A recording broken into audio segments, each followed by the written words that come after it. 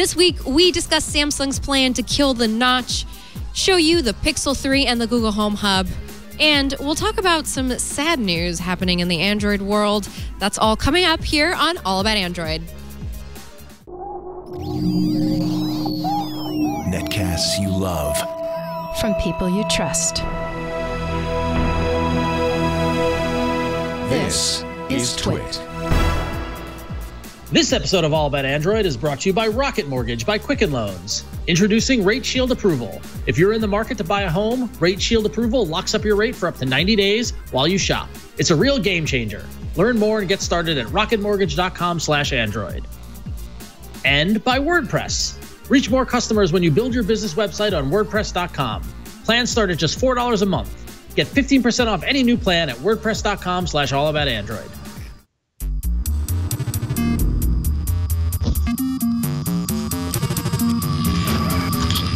Hello and welcome to All About Android. This is episode 392, recorded live on Tuesday, October 23rd, 2018. We are your weekly source for the latest news, hardware, and apps for the Android faithful, and I am Florence Ion.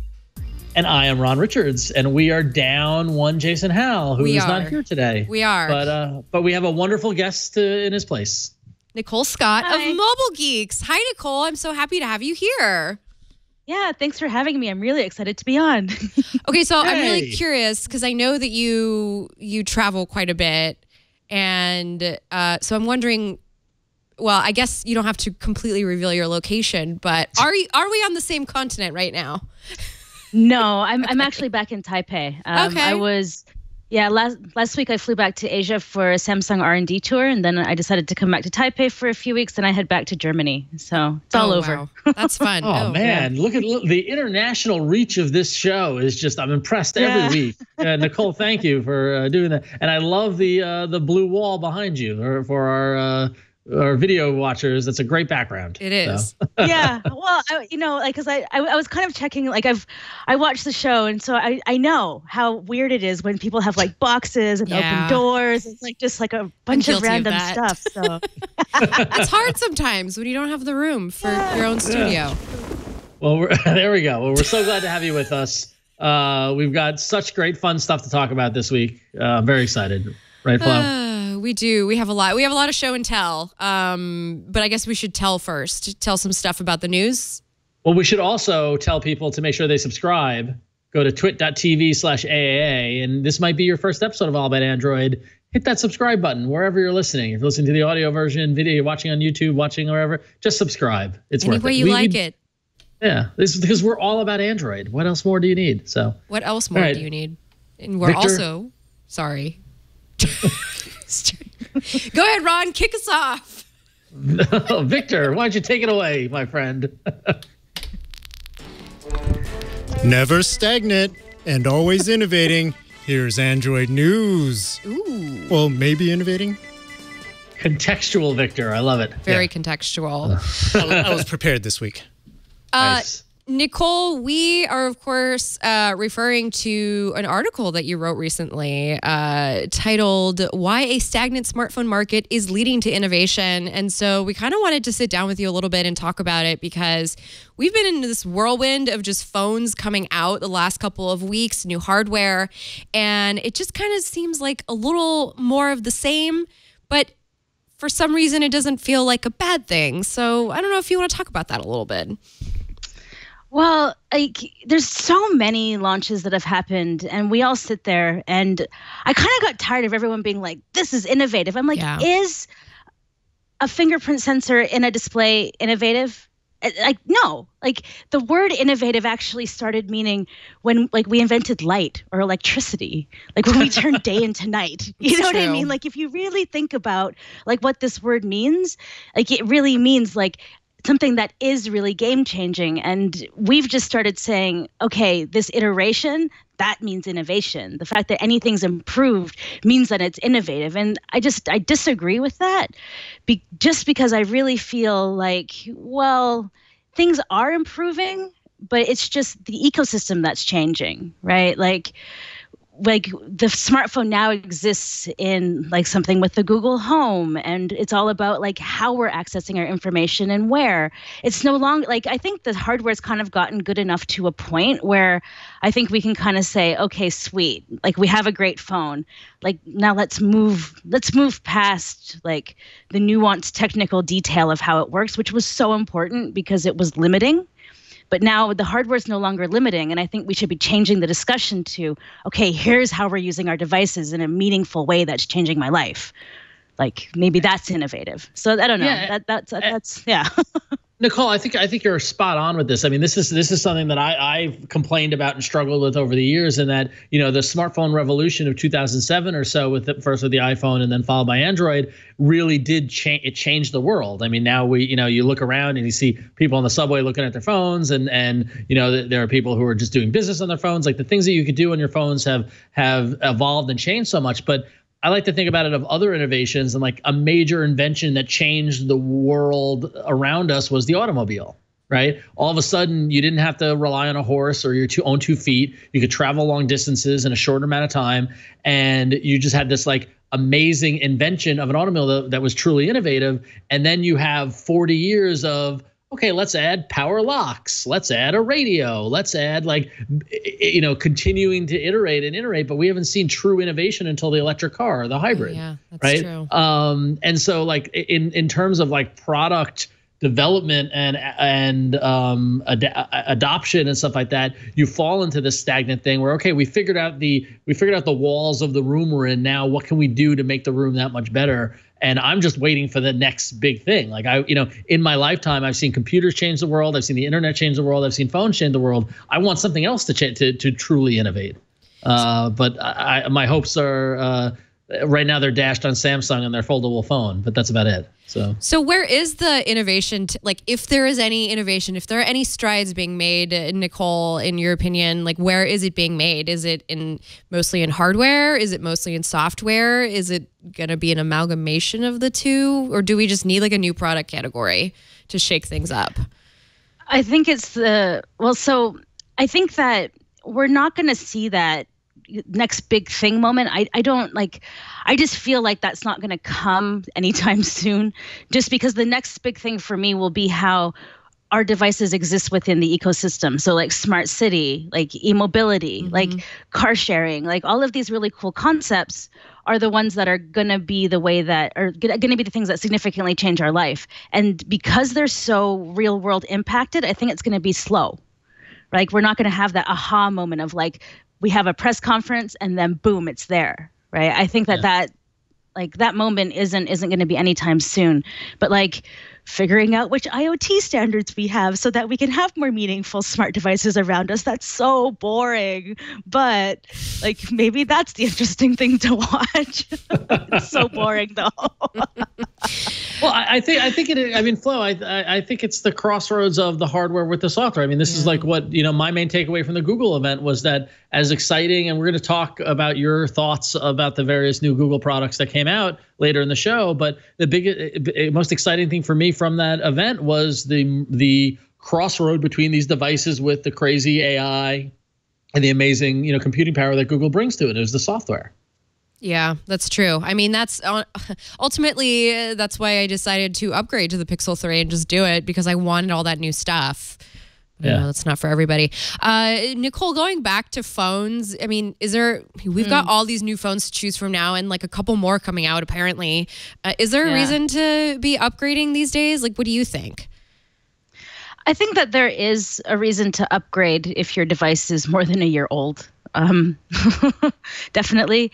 But I think that this season of smartphone releases has really proven that we've gotten to a point with our smartphones that things are dedicated devices for specific purposes, like the Note 9 for business with the pen, right? So if you're this specific kind of user, this is the kind of phone. The Razer Phone 2, if you're super into gaming, right? Huawei's hitting like a pretty like meaty in the middle category, but they're definitely after people who are into photography. So like it's like, well, what do you need from your device? And now it's about just identifying like what your wants and needs are, and not so much about like, well, which is the best one, Like, I think that like the best one is now relative because the hardware's gotten to that point where we can just be like kind of self-indulgent and choosy. Are we kind of like at peak innovation in the sense that now companies are just more focused on building ecosystems around us instead of just trying to wow us? They're like, what more can we pile on the things that we've already sold to you, so to speak? Yeah. No, 100%. I mean, like we're seeing like Samsung and LG change their narratives to like be smart things, right? Like it's now about like how everything fits into an ecosystem, which isn't as exciting because it's so much more difficult to explain to people like, okay, now this thing will change the way that you live. Hold on. It's coming. Like, remember that last time when it was like really terrible and it was awful? It's not like that time. It's like new this time. Trust us. Like, so it's difficult to get people on board to kind of like be jazzed about like home innovation stuff. Well, like, I guess we'll find out what you think about the Google Hub. But I wasn't like, oh my God, this Lenovo Smart Display just changed the way that I live in my kitchen. It just didn't do that for me anyways. But I think that's the area that could potentially have the most potential. I think, and maybe also Android Auto. I mean, like, kind of how technology fits into places where technology currently doesn't. I mean, as new homes get built, if they're being built with smart lights and smart, kind of all the, with Nest thermostats and all this sort of stuff, does the, the Walt Disney home of the future become true? Like that's, and I think that's an area of potential growth, maybe. Nicole, before we move on, is there anything you just kind of want to leave with people from like just the work that you did for this article and just sort of like thinking up, what does innovation mean at this point in time? Yeah, I've been thinking a lot about the word innovation because I've been guilty of telling my team, talk about how this phone's innovative. How is the Note 9 innovative? How is this innovative? How is that? And I'm like, focus on innovation. And I realized that I'm part of the problem, right? Like that I'm writing these articles that centered around innovation and how things are changing. But really, now it's just about trying to identify how devices are really useful and how they can really change our lives. Like, I think I'm trying to think about the how more than the what now. And that's kind of a shift that's resulted from like the technical innovation, like not necessarily plateauing, but not being in the same place where that itself leads to understanding how the device is going to impact our use case. So, I've been spending a lot of time with that. And like last week at Samsung's R&D center, they actually went through like what innovation meant, and it was like the washing machine and like home appliances, electricity, radio, and it made me realize I'm like, this is like these things really mean innovation. And like now we just need to like look at the smartphone and Android and try to really imagine like how it's going to impact our lives. And it's not necessarily going to be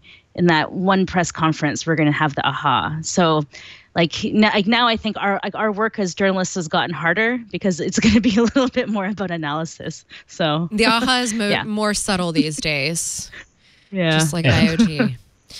Ron, Just you've got like some I- news on the apps. Yeah, so not this isn't innovative news at all, but in fact it's more disturbing, and this could be an argument against everything we've just been talking about. But BuzzFeed News actually published an investigation into an ad fraud scheme that included 125 Android apps, many that were considered legitimate by longtime users. So basically the scheme worked like this. A developer of a successful app or service would get an acquisition offer, which is the dream of anybody who does this. That's, you want to build something and then sell it. And great.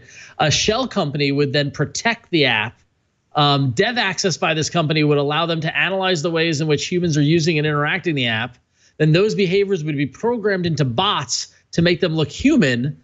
And then those bots pose as humans using the app to view ads, earn revenue, and ultimately not be detected as bots, which is just crazy. Genius. An original estimate was around $75 million accumulated. That's around 1/10 of the amount earned through the scheme. And the apps included Everything Me, Megacast, Emoji Switcher, and Restaurant Finder, which are all apps that I'm thankful I never used or did. But there's a list of 125 more. You can see it if you go to BuzzFeed. It's a great, very in detailed article with great graphics. If you scroll down, the yellow graphics explaining how it would happen. But essentially, like, this is the kind of thing that kills me, because these are very, very smart people who are figuring out how to game apps and bots and make bots look as if they're human and do all this sort of stuff. And when you think about what these people could do with, like, if they were pointed in the direction of good and they're pointed in the direction of bad, it kind of breaks my heart. I don't know. It's crazy. Nicole, did you see this article? What did you make of the scheme? When you kind of dig down into some of the examples, I thought it was very cute how a lot of the bots had bad spelling. Yeah. It's so human. It's so human. It's 100% terrifying, and it really makes you wonder, how are we good as a people? Are we capable of good? I don't know, because it's true. Like, they're really, really, really smart people who just took something with a lot of potential and made it, not good.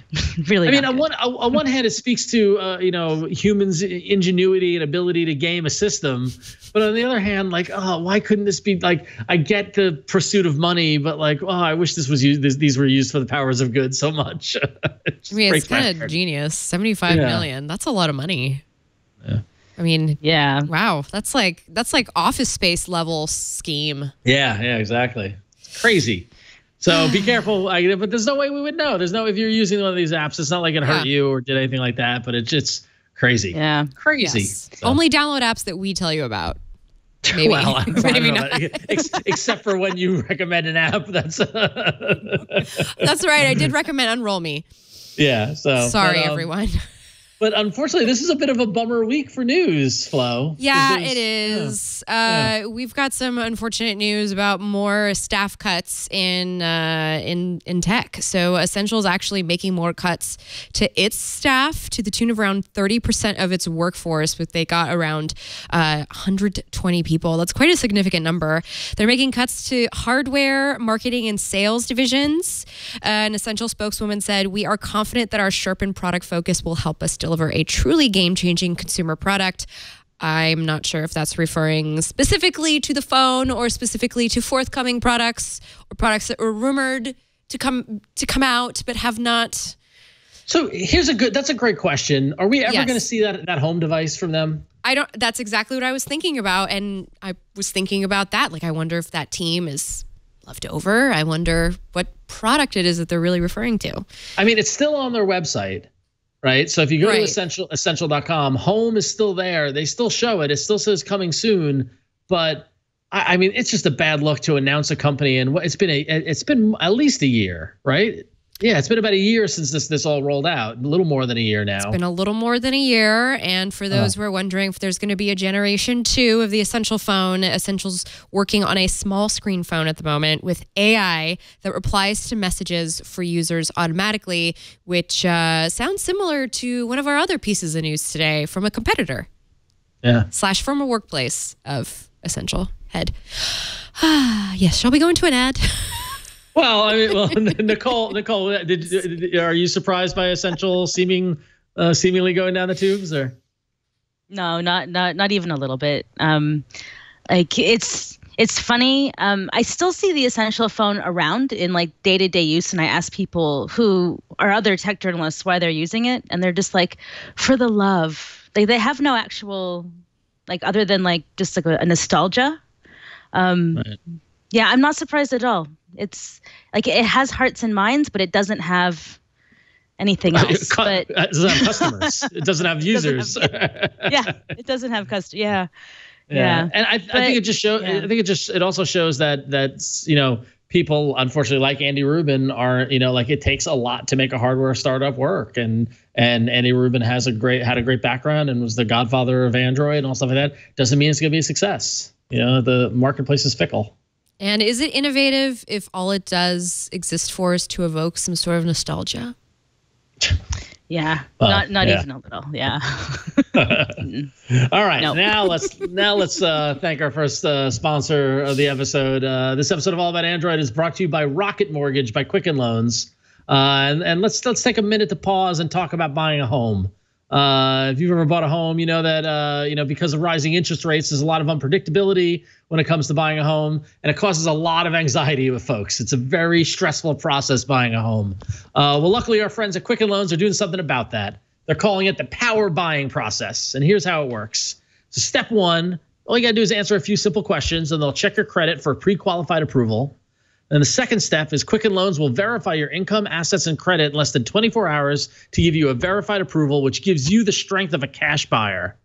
And step three, once you're verified, you qualify for their all-new exclusive Rate Shield approval. Now this is where it gets this is the magic. This is where it gets amazing. First, they'll lock up your rate for up to 90 days while you shop. Now that's the best part. If rates go up, your rate stays the same. But if rates go down, your rate also drops. So either way, while you're shopping for a home, you win with the best possible rate that you can have. It's the kind of thinking you'd expect from America's largest mortgage lender. Talking about innovation, this is innovation, folks.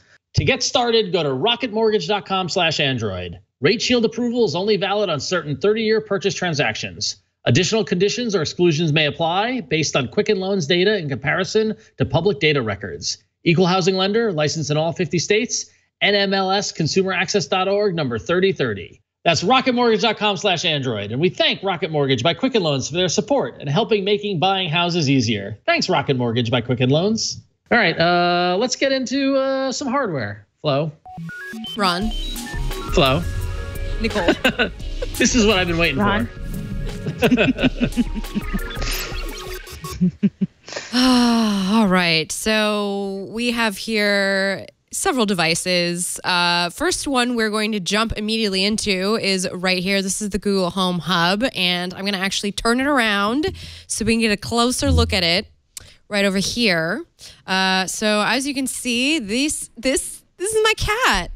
This is Gabriella. Aww. She is one of the loves of my life, and this photo album was made magically. I was really trying hard to say that word, automagically, by Google Photos.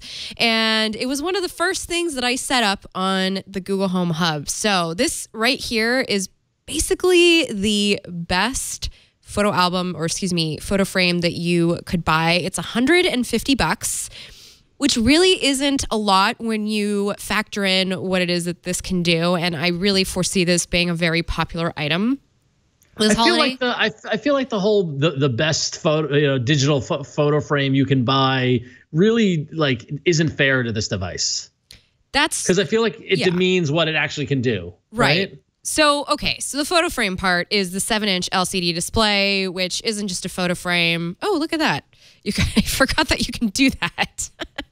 You can actually just go through pictures, and then you can, it's the other way that, still learning how to swipe around, everyone. Where's the home screen? Well, shucks. Okay, so you're supposed to be able to swipe around it. It's got full range speakers, far field mics. It's got an ambient EQ sensor. So actually, I don't know if you can see this on the camera, but there's a very faint red dot right here, and it's actually reading the ambiance of the room, so that it can automatically set the brightness on this. I will say that this has not kept me up at all since I received it late last week, and it's pretty dark at night. You can actually barely see the time. So that's how dark it will get in the room so that it doesn't bother you. And then during the day, it's not super bright that it's, super bright light in the room. So again, it's just like that's why they call it the best photo frame. It's just... But it can do so much more. It can do so much more. So we have little settings. Let's do some things with it, actually. So... But if it's the best... Yeah. But if it's the best photo frame, why is the bezel so ugly? I've always kind of wondered that about, when everyone talks about photo frames and all this, when I think of a photo frame, when I went to go buy one in the 90s, I'd be like, ooh, this one speaks to the decor of my room. This is just a tablet. True. Yeah, it's like it's a tablet slapped on a base. That's really all it is. True. Yeah. So a couple of things you can do with it just to, sorry, I'm just... Okay, well, that was not what I put to cast. Sorry, I meant to put all about Android, but clearly I was listening to something else. Here's the home screen. So as you can see, it's the same home screen that you get with a smart display. And actually today an update went out to some other devices like the Lenovo Smart Display that gets some of the same features that come on this, including multi-room audio, live albums, which is an album that constantly updates, which is what this album is connected to. This is called It's a Gabby. It's a Gabby. And so these are just her constantly updating photos. And the AI is smart enough to figure out that this is my cat. It did mix up a couple of other black and white cats that I have pictures of, but I kind of went in there and took them out. And from there, the AI has been able to just properly capture the right photos. Couple things this can do, right? So it can cast, as you just saw. It can also do this, and actually, warning, I am going to trigger everyone's Google Home right now. Warning. Hey, show the front door. Uh-oh. Hold on one second. Okay, so that was the wrong thing. I'm sorry, I'm having an assistant problem. My Chromebook heard it and turned it on back at my house. Let me try that again. Hey. Okay, we're having Wi-Fi problems with the Google Home Hub right now. So that's why we don't do a lot of live demos with smart home things.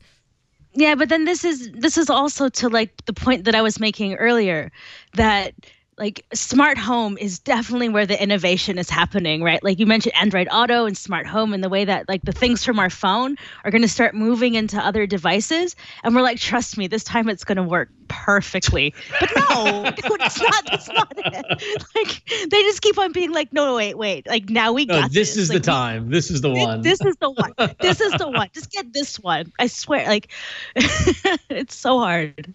So I do want to just show really quickly over the head, over the shoulder shot. If you could see right here, this is the newly revamped Google Home app. And so you can go into the settings and change the ambient mode. And this is where you could load up, and I checked it, so we shouldn't be getting, okay. This is where you can load up, you can get like recent highlights, which is just like a constantly updating album of things you've done recently. Or of course you can choose to make your own live photo album.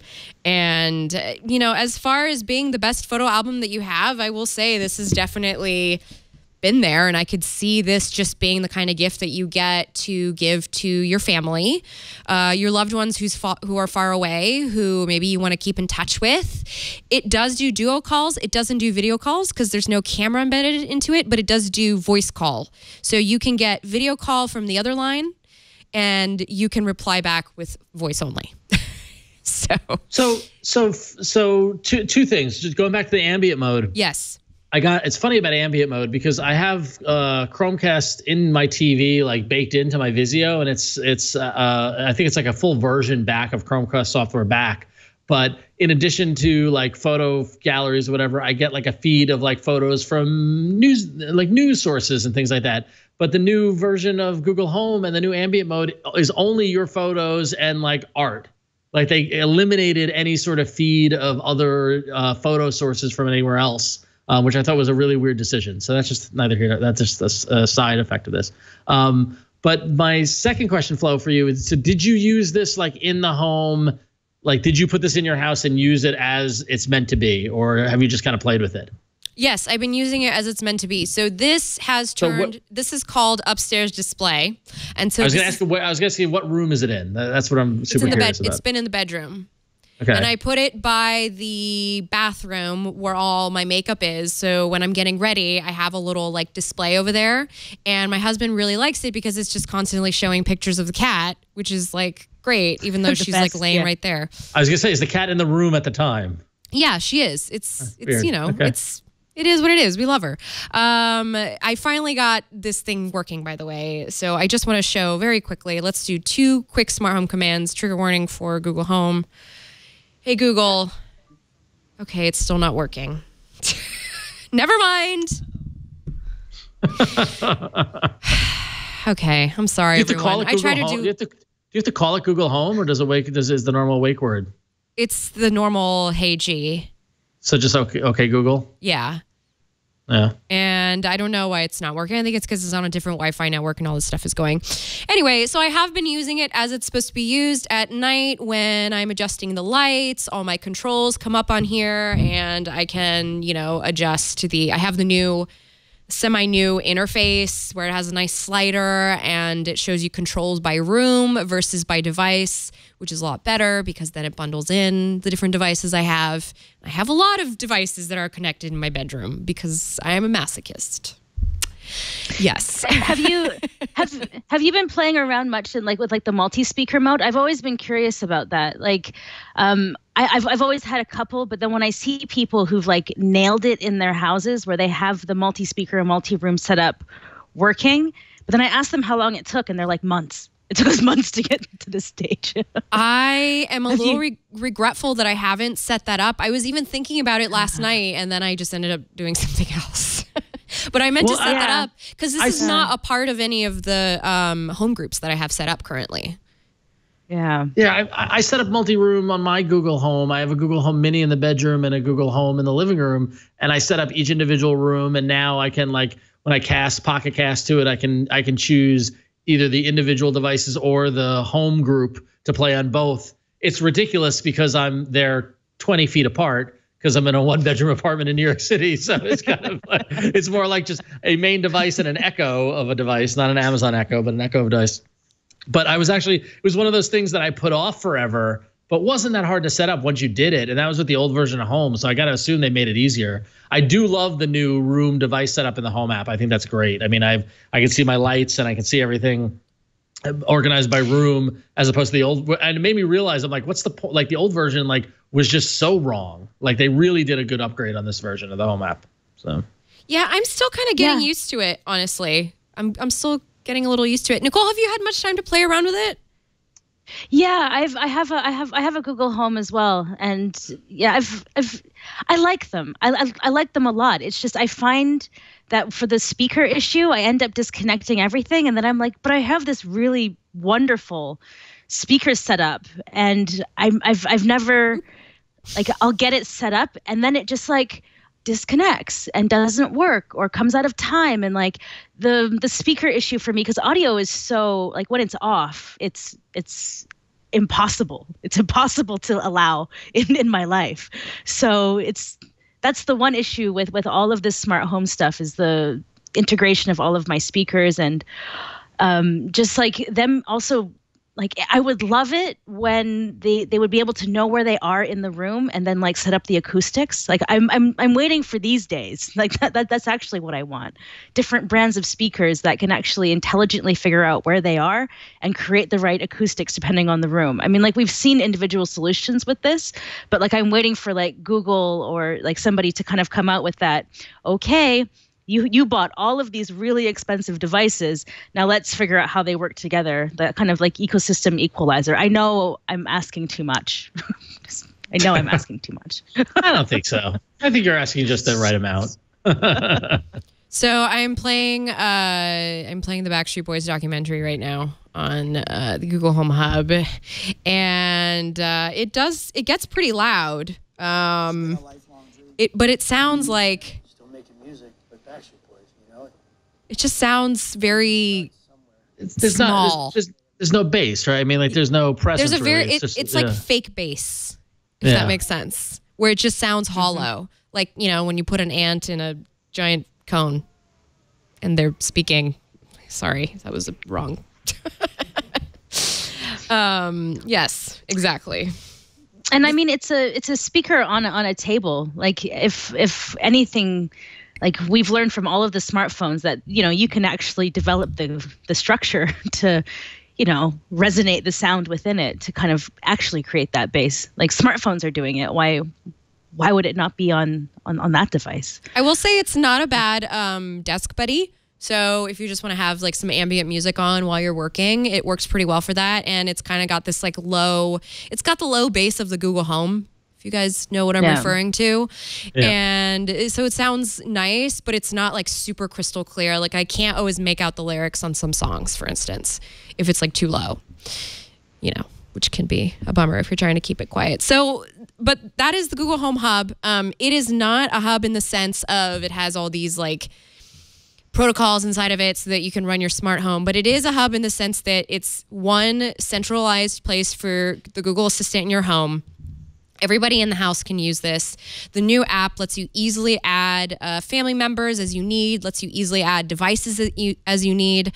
I know that Google's even going to start showing some bundles of this sort in their official store just to kind of lead into that smart home way of life. So I feel like this is going to be a really popular holiday product. It really is like a great picture frame. And it's a great price point. I mean, again, the picture frame is not fair to what it can do. Like I think it gives you so much more value than a picture frame. It's a good entrance point for a lot of people. You know, it's not just a picture frame, but it's also like a little TV. So you could use it in the kitchen to like watch your stories, which is pretty much what I use these things for. Just to put TV everywhere. So if I were to buy this for my parents for Christmas, basically I would pitch it to them as, I can call you, you can see my face, but I can't see your face, which is fine because they like looking at my face more than I like looking at theirs, I guess.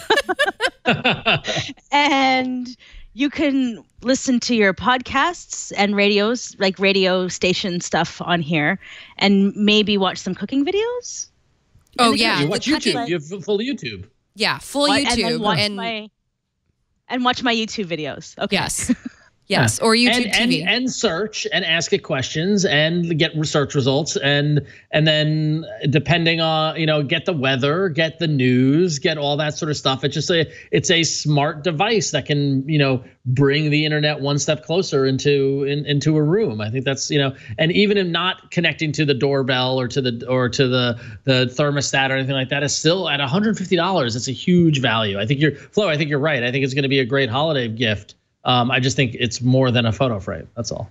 I know, but that's really what Google's kind of pushing for. They're really pushing for this is just a great photo frame. So, you know, it's a great photo frame for $150.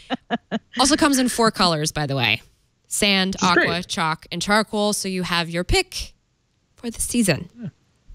Now, let us go into the companion hardware, which is actually, let me clean this off because now it's very smudgy from that little demo. But the Google Pixel 3, which I got mine in, which I purchased. And as you can see, I've already configured it with Launcher and changed around my icons and made myself a little wallpaper. And I have to tell you that this feels unlike a Google phone. In fact, I would go as far as to say this is very reminiscent of the LG V30 because it kind of has this like hollow feel to it, which we're going to talk about in just a second. And just like when you tap on the screen and the way it has like this little bit of bounce back, it feels like other phones I've used. Whereas the Pixel 2 felt a lot more solidly like placed in there. So that's just like my first observation upon taking it outside the box. This one right here is the $800. It's $799 starting price. It has a 5.5-inch full HD OLED display. The OLED for me is a little getting used to. For instance, my sunglasses, apparently I can't see it the same way that I used to see the Pixel 2, which makes sense, but it's just getting used to the fact that it's also a lot darker when it's dark and a lot brighter when it's bright. And so it's kind of like this very stark contrast in the display. There is, as you see, no notch. It's just very nice curvatures. Looks like it's all set in there with little frames. We've got dual 8-megapixel front-facing cameras, normal and wide angle. The wide angle is the one that's been showing up in third-party apps. And it's weird because I will show up as a wide angle selfie person and everybody else will show up as like a full whatever regular angle person. So I'm getting used to doing my like video chats with friends that way. On the back, it's got look at this back, by the way. This is the not pink color, which is kind of in the middle between a salmon and my husband actually called it flesh colored, which grossed me out a little bit, but it kind of does have that going for it in person. It's a tiny bit like fleshy, and then it has this nice, cool, like neon coral pink button, which I'm really in love with this button. I love a little accent mark like this. It just makes me happy. Me too. The fingerprint scanner is just as easy to use as the last 3 pixels. The camera app, it fires up as quickly as it ever has. And so that is a 12.2 megapixel dual pixel rear facing camera with a aperture, 1.8 aperture. I haven't really been testing it, but just from like the initial impressions, I can already tell it's an improvement over the Pixel 2, especially in low light. But that zooming in functionality is, I don't know that I actually didn't bring any samples, and I apologize, but just because I don't have anything I'm super excited to share yet, just pictures of me zooming in on my cat on the stairs, which you've already seen a lot of pictures of her. Yes.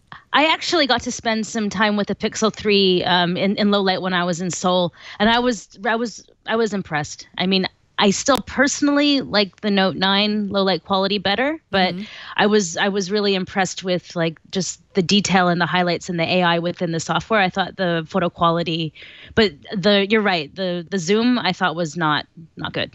I don't think it really does anything significantly over digital zoom. I mean, it does a little bit, but it still looks like you zoomed in on the picture in Photoshop and then cropped it there. So it's just, I don't know. I need to play around with it a little bit more. Maybe it works better with landscaping than with cats. Right. Inside, this thing's got Snapdragon 845 with 4 gigs of RAM, 64 or 128 gigs of storage. I got the 64 version.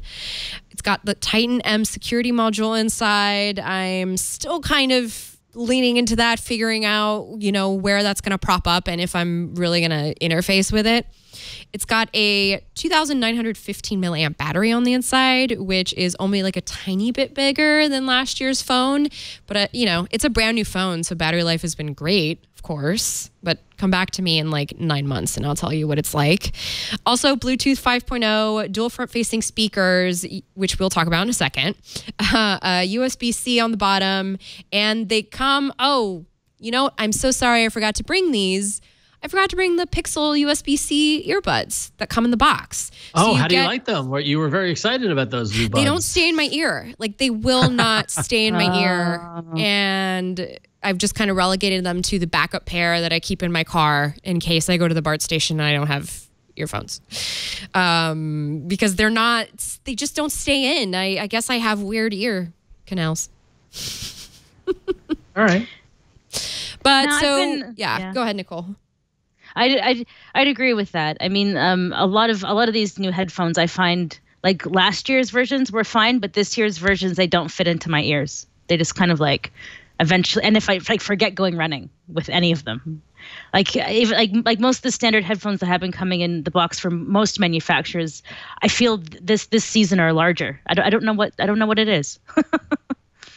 Yeah, apparently you're supposed to like adjust the thread so it fits somehow in your ear and doesn't fall out, but I haven't really figured it out yet.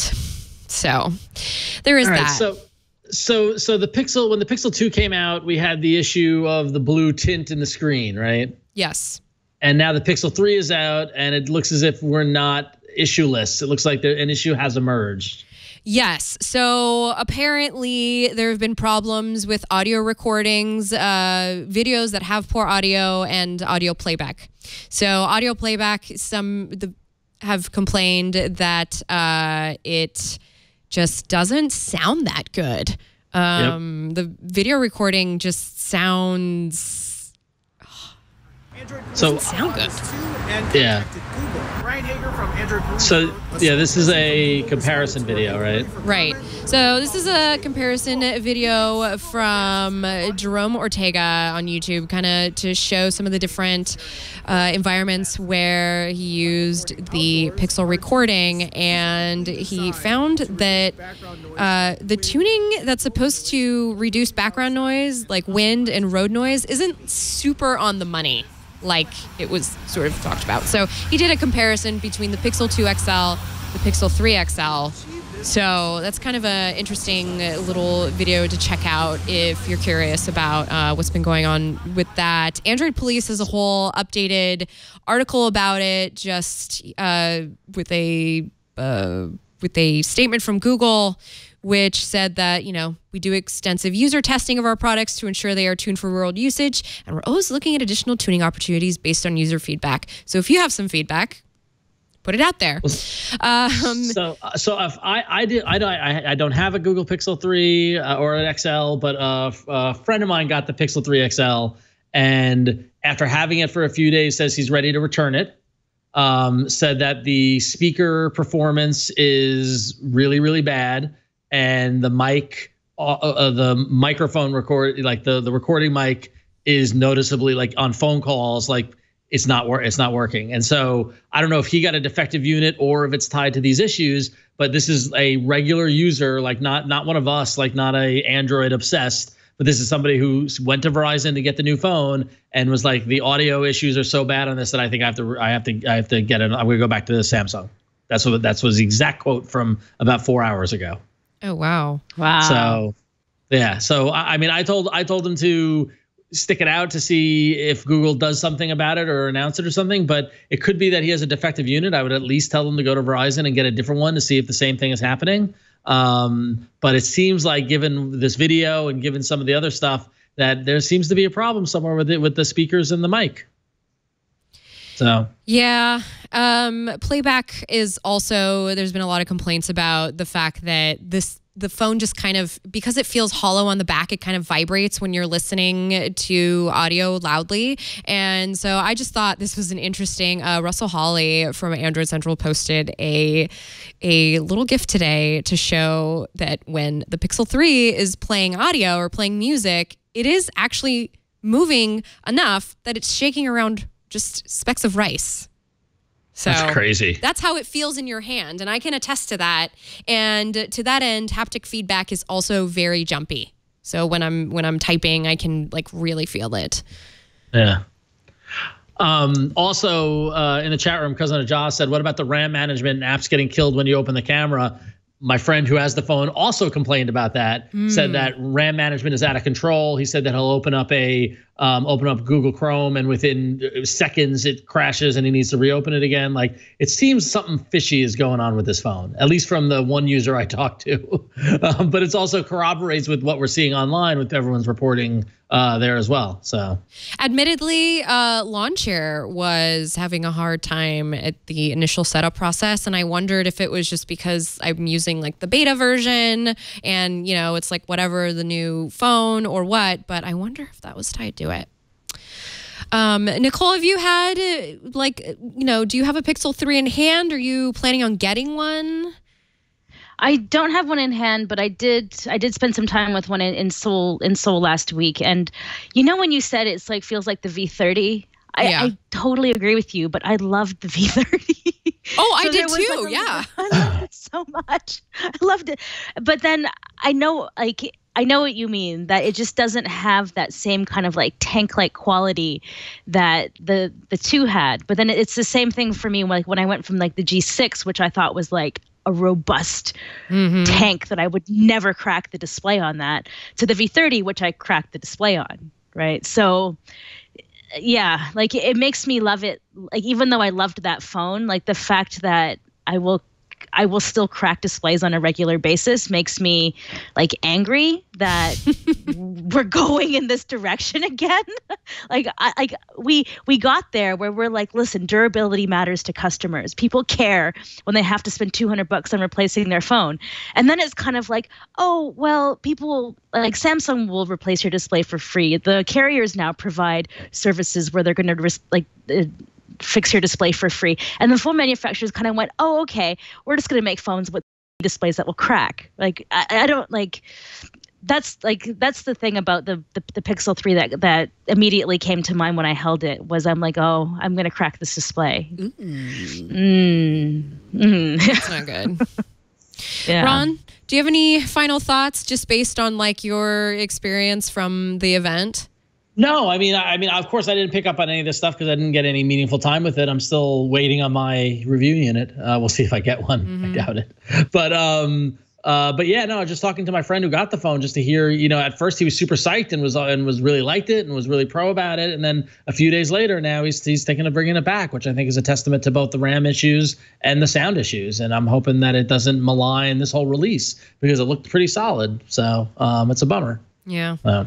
But moving on from Google and going back to our topic of innovation, and Nicole, maybe, I'm hoping that maybe you saw this at the event you were at, but at the 2018 Samsung OLED forum in China yesterday, Samsung revealed some pretty cool innovations that they're going to bring to smartphones. I'm already waiting for the foldable phone, right? But these innovations can bring us close to bezel-less and notchless displays.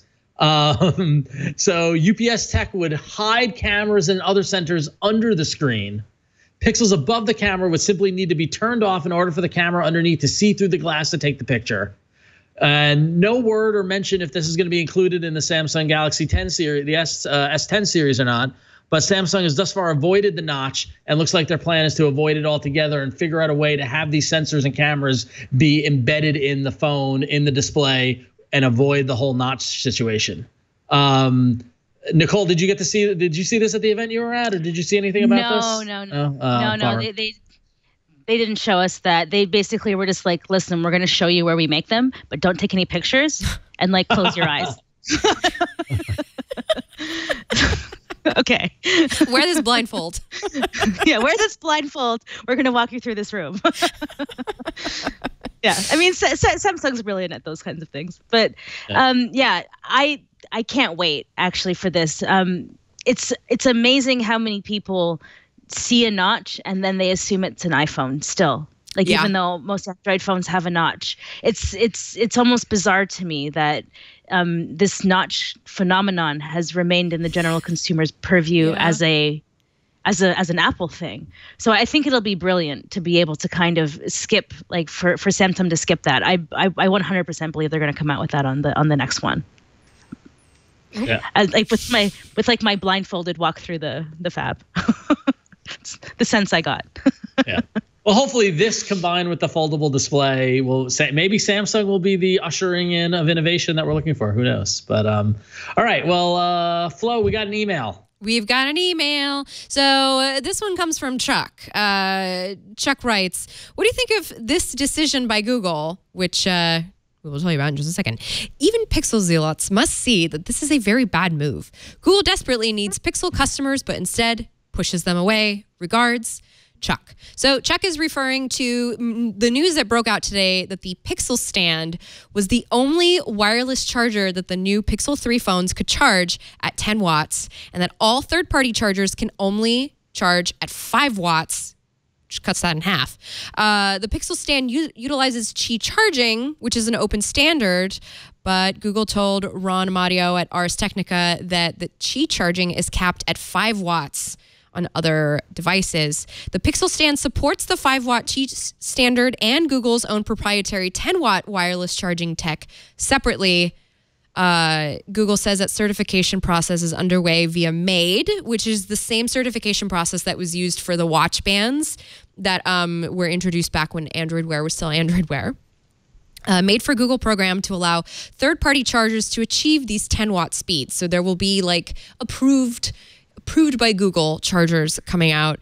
This should happen soon, but in the meantime, Pixel Stand, the $80 Pixel Stand, is alone in this high-speed charging capacity. Belkin has the boost-up charger in the works that will support the 10-watt standard, so you can have that to look forward to, and that'll run $60. So wireless charging will be pretty pricey for the Pixel 3. And if you just want to quickly come over my shoulder, I could show you the Pixel Stand that is very proprietary. And is it worth $80? I don't know that it is, because this is supposed to essentially, it turns it into a little assistant, so you can go, I'm going to trigger, just warning, hey, see, and then that pops up, and Stop listening to me. And sorry, I have too many assistants at my desk. And when that happens, so when this little assistant icon is on here, this basically functions as like a home hub, but for your phone. So the Pixel turns into like that speaker. And then you can play music from it and command it to do all the things that you would a Google Home speaker, but it's through your phone, and it's also getting charged very rapidly, as it says at the bottom. And it is very rapid charging, but I don't know if it's $80 worth. It's a lot more money to tack onto an already hefty bill. Yeah. That was my big thing about it. After you, Nicole. Yeah, but if you're going to buy a wireless charging stand anyways, like the one that would be relative to that, I'm getting a review, ones that's like $60 or $70.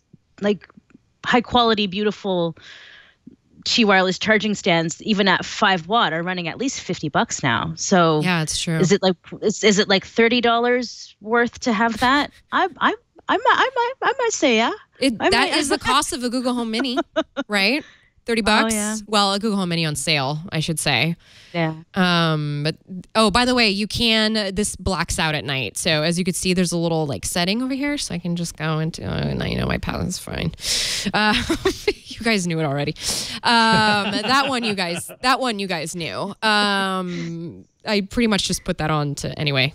Let's stop talking about my security. You can change it after the show. Yes. It's fine. Yeah. So there's the option to put the screen off when dark, do not disturb while it's docked, so nobody will bug me. You can set it as a photo frame as you like. Oh, and the other thing is it can be a sunrise alarm. So it'll start to light up yellow, orange, red, and then wake you up, kind of blasting you with color in the face.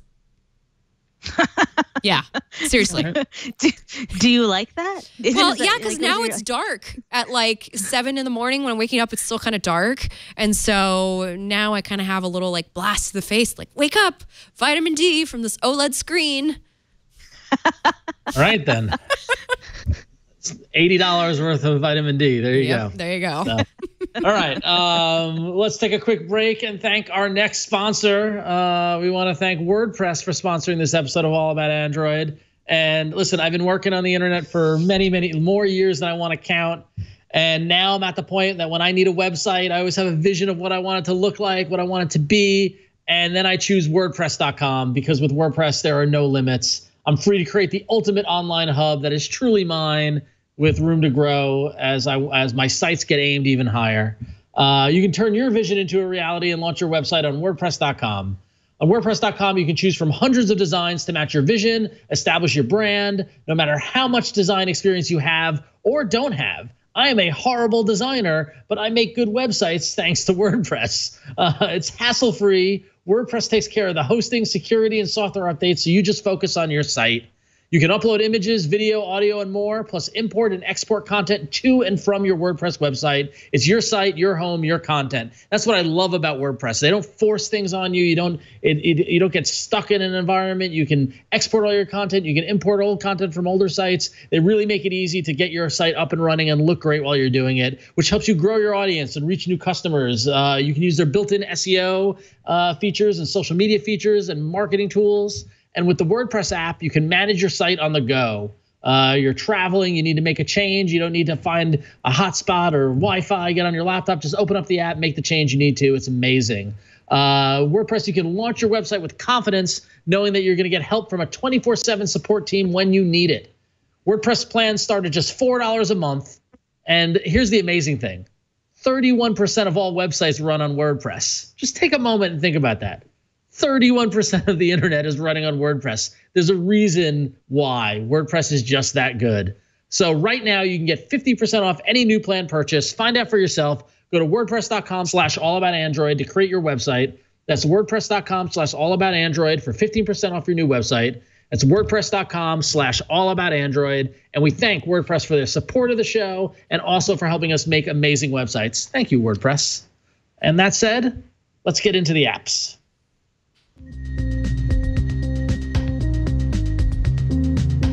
All right, so a couple of weeks ago, we were talking about the new approach to the European Union that Google is taking in the wake of the landmark decision against them, the antitrust suit and all that fun stuff. Now Google's would be charging for the Google App Suite, and we were wondering how much it would cost folks and whatever.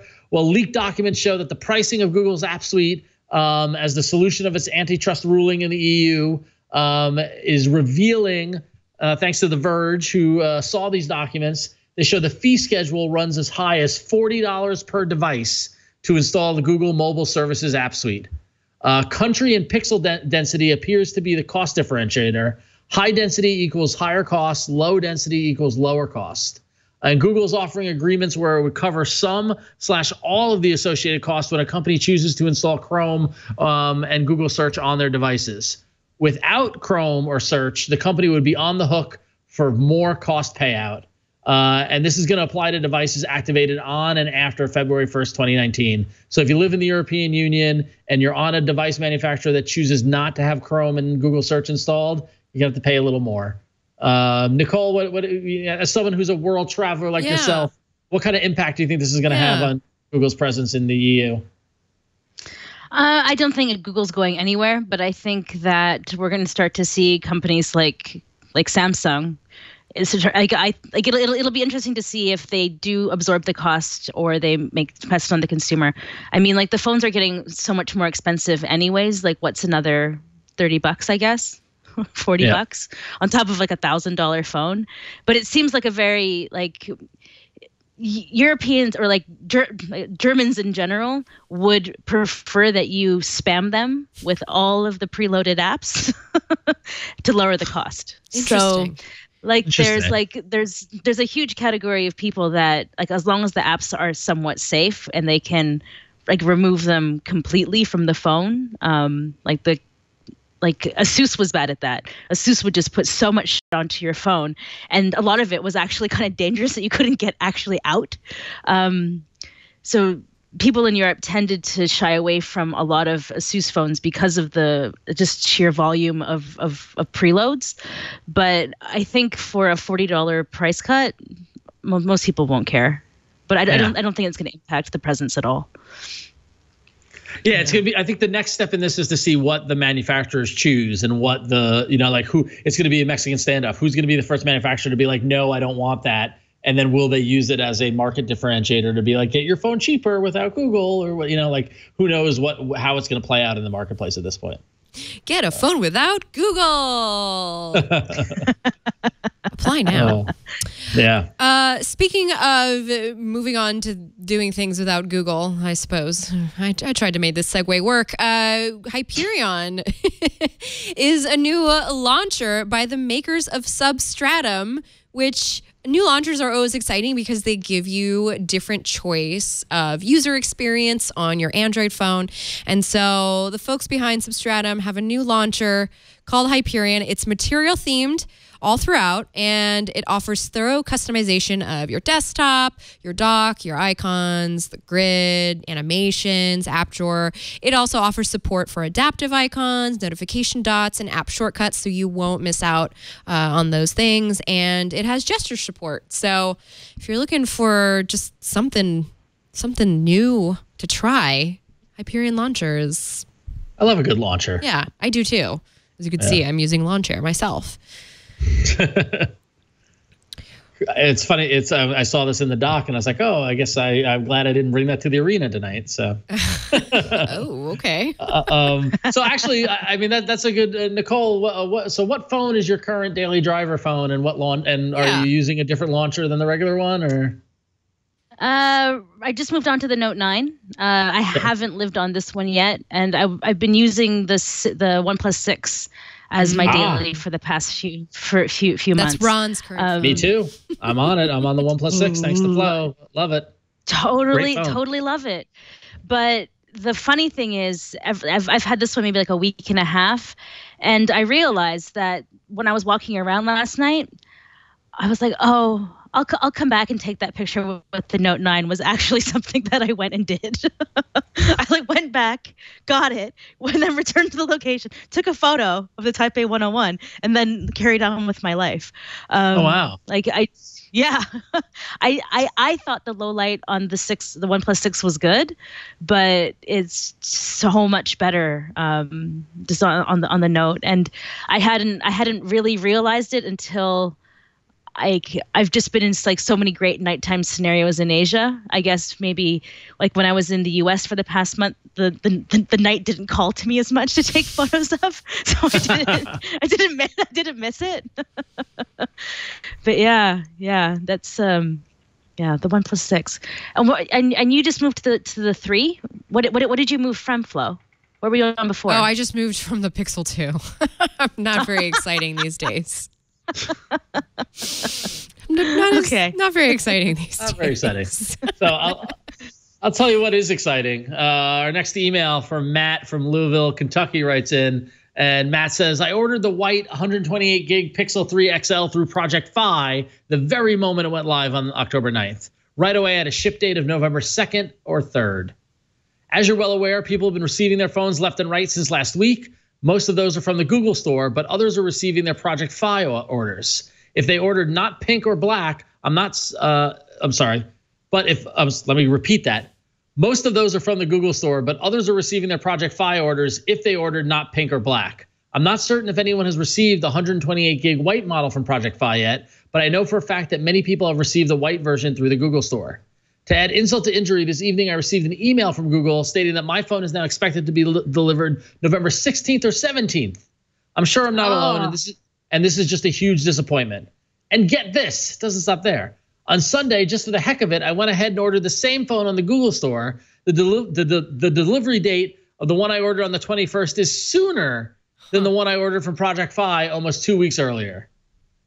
So it looks like Google's having some fulfillment priority issues and fulfilling Google Store orders before Project Fi orders, which is a bummer.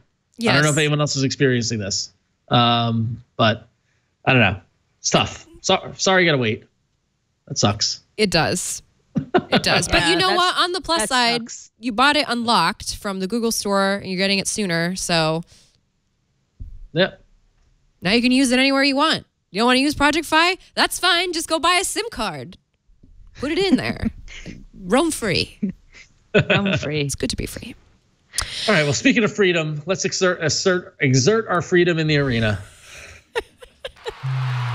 So many enter, but only one lives.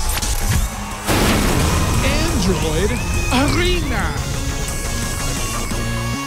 All right. I mean, this one is neck and neck, Flo. I don't know if you looked at these results. Oh, no, actually, I haven't. Let's see. Last week's poll. It's insane because I'm looking at it. It looks as if the winner is winning by 1 point, which is amazing. So last week we had Mateo in the studio, and It looks as if Go Goat won by 1 vote. Go Goat got 40% of the vote with 117 votes. Second place was that your app or Jason's Touch Retouch? That's my app. Flo's app comes in second, losing by 1 point, 116 points. Wait, refresh it. No, it's as I was reading it. No.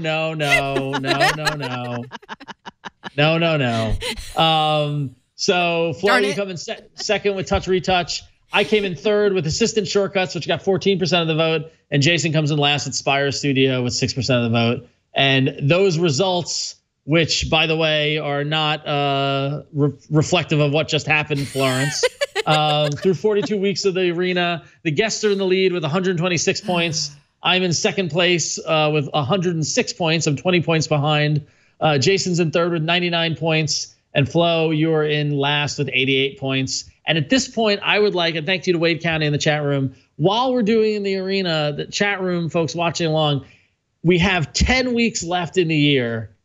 And I want to say like only 9, because don't we take a week off for the holidays? Mm-hmm. At least 1 week, maybe 2.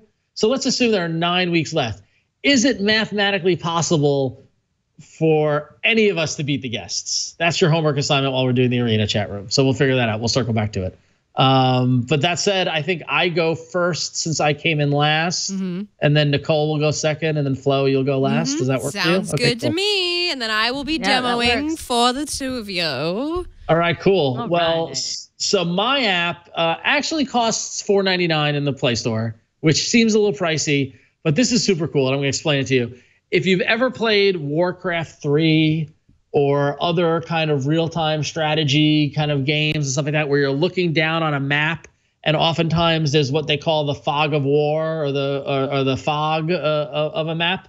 Actually, Victor, if you can go away from Flow and go to the Google Play Store, that'd be great.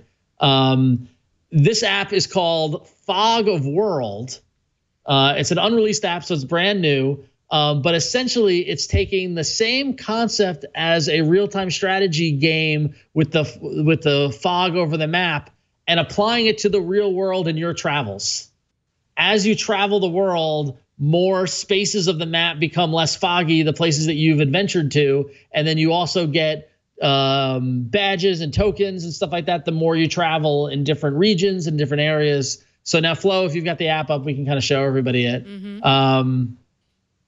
So essentially this is looking, and this is hard to tell because you just installed it, and so you don't really have a bunch of data in there. But if you tap on the location button down at the bottom, in the bottom left, it will find your location. It'll go to you, right? And so it's basically just a map. It shows you where you are. But if you go in the upper left-hand corner, you can see the different options within the map itself. Neat little interface. But if you click on passport, you can see you swipe all the way to the right, other direction, to the right. Thank you. Okay, yeah. So you see the world. Right now you're level 0. You've only been to one territory out of 249, and you haven't explored any areas.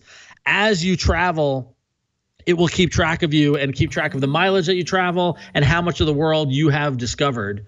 But what's really super neat, and if you hit the menu button as well and go to badges, the upper left, up there, go to badges, you can see there's different, I'm seeing different things because I created an account. I guess you didn't create an account. If tap on that. Anyway, there are lots of badges that you get that you unlock, like you achieve a tourist badge, or there's a pirate badge, just fun stuff, flying badge, all this neat kind of stuff.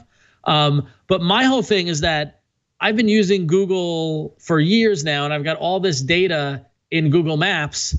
You can actually, and you picked up on it, you can import data from Google Maps. So if you go into your account on Google Maps and export what they call a KML file, you can go into your location history and export specific days or your entire location history, import it into this, and reveal how much traveling you've done and what level that you're at. Oh, sweet. And then yeah, isn't that cool? And then you can keep using this to explore more of the world. If you go back to the menu button in the upper left-hand corner and go to settings, you'll see here that under map, you can choose the map style, whether you want to use Google Maps or a map from China, and whether you want to use the standard satellite view or hybrid. I did standard. You can change the colors and all this sort of stuff. But then swipe down from this card. And if you go to fog rendering mode, right? So you can choose the high quality mode and energy efficient mode or the battery saver mode. Go to the high quality mode for now, right? And I wanted to see that message though. So if you can tap a high quality mode again, just there you go. Okay, go high quality. So if you go high quality mode, it says it renders high quality fog all the time. This does take more battery life from your phone. It is using location services, so if you're worried about draining it, you can go in energy efficient mode, which will kind of balance the fog quality with the map area. So close all that. Just go back to the map. If you're into traveling and you're into adventure, I feel like this is like right up somebody like Mateo's, our friend of the show, Mateo's alley. It's really cool to kind of help discover the world around you and make traveling and adventuring kind of fun. So check out Fog of the World. It's $4.99 in the Google Play Store. Super, super cool. The importing data from Google Maps is really neat as well too. So Fog of the World. There you go. I'm looking forward to importing all my data and saying, "Oh man, that's going to be exciting." Yeah, what's really cool is that you can sync it with your Google Drive account or with a Dropbox account. So wherever you drop those KML files, the phone will sync it, and then you can import that and show more of the world that you discover. Yeah. Oh, and that way, yeah, it makes the whole world a game basically, which is kind of cool. Fun. So, yeah, that sounds fun. Yeah, I'm in. I'll play. Oh, nice. For $4.99. All right, yeah, why not? All right. Yeah. Support your devs. Yeah, support your dad. Yeah. And Nicole, later on, we'll tell you where you can vote. If you want to vote for the app for Fog of the World, you can vote there. All right. Although, All right. Nicole, now it's your turn for the app Yep. arena. Now it's my turn. So I don't actually suffer from migraines, but I have a few close friends that do. Yeah. And so this migraine buddy apparently has changed their life. Wow. Which to me was like a pretty big statement. So it's initially a free app, but it offers like the option for you to give data to your doctor or identify your triggers. But the really cool thing about it is that it's not just about like tracking. There's actually a like real world component to it where you can see what other people are like if they're experiencing migraines at the same time as you, right? So if they're using the app, you can actually figure out like say, okay, my migraines are pressure related, right? Mm-hmm. So, and then you can see if like other people in the region are getting triggered by the same types of headaches. And then actually, my friends have figured out like what they can do to help moderate their migraines based around the location data. So I thought that was really interesting, like what's happening with people around them, and just like the access to the doctors as well was something that one of my friends paid for. So that's the in-app purchase, right? That you can actually like talk to a medical professional who can go through your specific, Interesting. So, yeah. So that was kind of interesting for her. We have reports. Here. Yeah. Medication dosages. Medical reports. And then also like there are things that happen like for other migraine apps, like is it caffeine? Is it the amount of sleep? Is it, like all the standard things that you kind of like have to figure out whether or not like what's causing your migraines. But for me, it was the location data and just like the AI usefulness that like the app seemed to like make like well thought out recommendations. And it wasn't just you looking at the data trying to figure it out, being like, oh, is it, these days that I get them? Apparently the feedback is really good. Oh. So yeah, if you suffer from migraines, like this could be life-changing. Interesting. Yeah. Oh, wow. Okay. So it's literally a log for your migraines. Yeah, so you could like do the pain intensity. Like there's even if you click on some of them, I'm not sure where it is, but you can actually pinpoint on your face like what parts of your face are like having like what level of pain. So it can be like the back of your head, or like one eye is experiencing a 9 and the back of your head is experiencing a 6, right? Here. So you can even here it is. So you can like really kind of like tune in to like where the pain is at. And then when you show this to your doctor, you can kind of like talk about it like a little more meaningfully than I had a headache. Yeah. It was a migraine that went on forever. It was in one eye, but then you don't remember that it was also in a few different places of your face. So like how it was treated was another one. And also I liked that it with the caffeine and the food and the drinking water, I thought were kind of good ones. Well, that's my routine. That's the one? Ice packs, caffeine, water, and a heat pad. Just all of it at once. This is pretty cool. Yeah, very cool. My sister suffers from migraines, and she has Android, so maybe I will get her on this. Yeah. Cool. Yeah, all right. It's not necessarily it's not necessarily a new app, but I feel like the evolution over the last few years has made this app like quite robust and very useful, like more useful than most other migraine apps that everyone that I know has tried, basically. Yeah, and you can help your doctor by showing up with a bunch of logs when you have a problem, like coming in saying, okay, for the last 2 weeks, this is how it's been. It can really help people. You can really help you get diagnosed, and that's why these apps are a great idea. Also, when they have a cool interface, helps you not think about your migraine. Maybe. Maybe. At least they're dark. It's dark themed. Yeah, at least. At least they got that part. A good use of the dark theme. Cool. All right, so that's Migraine Buddy, if you're interested. My app is next, and it's just a chill app for people who, those apps where you kind of just want to like go in and out, but you don't want to like quest or spend like 20 minutes collecting things. You literally just want to tap around just to kind of keep yourself busy, because they say idle hands are the devil's playground, and there was a movie about it, and Halloween's coming up, so it's all in theme. So this is called Terrarium Garden Idle, and it's all about idly handling a terrarium. Now, the thing about this app is it's completely free, but there are ads, and if you can put up with the ads, you will find that the gameplay kind of makes up for it, because the animations are really cute and you can level up in this thing pretty fast. So if you just like instant gratification, this is great. So what you do is you collect little, these are like little... shoot, I forgot what they are, but they're like the little coins that you collect they're air bubbles, actually. So you collect the little air bubbles, and that's how you upgrade and add plants to your terrarium. And so you can upgrade them at once. And as you leave this running in the background, it just keeps collecting air, right? Because that's what plants do. Oxygen, not air.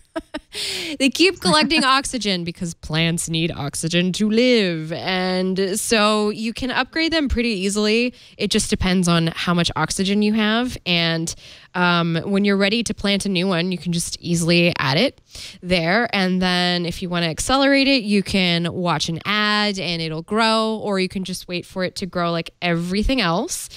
And the thing about this is if you just need to tap around, you can actually just tap each plant to add to your oxygen meter. And so the more that you add, the more you can upgrade your plants, the more that you can advance in adding to your terrarium. So right now I've got another, an aloe vera plant going. And then eventually you increase levels and you can upgrade to different plants, and it just keeps going and going, kind of gives you that gratification. And to upgrade, there's also little tools that you can use, like boosters. So you got like the Miracle Grow over here, you got the pesticide, and then you've got the regular water, and it helps you grow all of your plants so that you can watch them. And then when you're ready to level up, you get a bonus. Yes, I like you, but I don't want to rate you right now. So, and it's got a cute little soundtrack that I can't hear right now. There it is. It's got a cute little soundtrack. Little droplet there it sounds. is. Little bubbles. The little bubbling. Bubbles. Nice, tiny bubbles. Yeah, tiny little bubbles. So, Tiny little bubbles. Just an easy little game to help you chill. Very ad supported though, so if you don't mind. All right. But yeah, that's Terrarium Garden Idle, free with ads. All right. Nice. So that's 3 apps for you to vote for. If you go to twit.to/AAA poll 392, that's twit.to/AAA poll 392. You can vote. Let us know which app you want. So people are already in there voting because Jason set this up earlier today. Mm-hmm. But you can vote for Fog of World, Terrarium Garden Idle, or Migraine Buddy. Victor, I'm curious where you're going to go. I don't know if Fog of World. Thank you for your support. So there you go. And according to Wade County in the chat room, Flo could still win if she wins every week and we don't invite guests on the show anymore. Which I don't think that's going to happen. But Flo, if you win every week, technically you could still win. So you're not eliminated yet. So you never know. It's all right. So thank you for that. I do want to keep track. I want everyone to keep track mathematically when we're eventually eliminated, because this truly is the year of the guests. Yeah. And Nicole, you represented the guests so well just now in the arena. So great job. Yes, you did. All right. Success. The very helpful app. Yes. Nicole, thanks so much for joining us today, and just for being here and for being a bright shining star. Do you have anything that you would like to leave with our viewers and our listeners, maybe where they can find you or anything that you have coming up? Yeah, so you can find me on Twitter, Nicole_Scooter. I run mobilegeeks.com, but I also run a German website, mobilegeeks.de. I'm slightly more active in German these days than I'm in English, which is more interesting. Yeah, I'm digging what's happening in Europe. There's just so much political news and like web commentary that doesn't. The people in the U.S. don't care, basically. It's just completely irrelevant. But yeah, like there's a lot of interesting web commentary. But what's coming up? I don't know. More cars. I cover a lot of cars. Oh yeah, that's true. Yeah, like I was just in Marseille with BMW self-driving bike. I've got some reviews of the new infotainment systems on the Audi A8 the Mercedes A-Class. They all have the same, like the naming structure of cars is just as bad as smartphones. Yeah, it is. Yeah, so I cover a lot of the mobility industry now because like I've been saying, smartphones are so important and integral, but they're a part of a larger ecosystem. And if we want to track where innovation is really happening, for me, it's more about like how we're kind of using our devices and how they're fitting into kind of a larger picture. So that's me and my coverage in a nutshell, I guess. Cool. Yeah. Very cool. Yeah. And thanks for having me on, Flo. I haven't seen your face enough, so this was good. I know I'm hiding out in the suburbs more these days. That's awesome. Ron, what have you got going on? Well, I don't see your face enough either, Flo, It's to true. be honest. I know. But yeah, folks, you can follow me on Twitter at RonXO and on Instagram at RonXO. And I've been promoting it every week, but I'll do it again. My new podcast, Finale Podcast. You can find it at finalepodcast.com, where we talk about the last episode of a series that my co-host has not watched any episodes of. This week, we're talking about Boardwalk Empire, one of my favorite shows, and I loved every episode of it. She had never seen anything of it, and the results are surprising. So give it a listen. We're on Google Podcasts now. We're also on Spotify if you like Spotify, so check us out there. But yeah, finalepodcast.com. Please go subscribe. Thank you, That's Ron. You're welcome. And for all your support in the chat room and beyond. As for me, I've actually updated my website at florenceIon.com, and I've just been having a lot of stuff posting. And actually, I just wanted to give a special little plug to a friend of the show, Juan Bagnell, who had me on his creator podcast on the Some Gadget Guy podcast. And we just had a really great conversation about the creative process, how we're influenced, as children by the work that we do now. And so it was like an hour-long convo with my buddy. That was just great. So go give that a listen. I'm jealous of that. He's great. He's so much fun. Yeah, it is. Yeah. I really appreciated the space for that conversation because I feel like it's something we don't talk a lot about because the internet is a very creative place. It is. That's a great photo. Oh, Juan, nailing it. Anyway, you can actually find the link for that at my website, florenceIon.com, if you have a hard time finding it at the Some Gadget Guy site. So that's it for this week. Thank you to both of you. Nice, good stuff. Good job, Flo. Thank for being you. here. Thank you, Nicole. Yes. Thanks for having me. Yeah, really. Sometimes it's a little hard with the TVs. But so that's it for this week. If you'd like to leave us a voicemail or give them to us, you could call us at 347-SHOW-AAA. You can also send us emails at AAA@twit.tv. We do read them. Or you can tweet us at Android Show. We've also got a list of all the apps that have been featured in the arena at twit.to/Android apps and stats at twit.to/arena stats. If you need show notes and past episodes, you can get that at twit.tv/AAA. You can come watch the show live if you'd like to come see us in Petaluma. You can get tickets at twit.tv. It's free. We just need to know to put out a chair for you. Or you can catch us live on the stream here every Tuesday starting at 5 p.m. Pacific at twit.tv/live. Thank you everyone for tuning in this week, and we will be back next week. And I promise to release Jason from this Tamagotchi. Thanks everyone.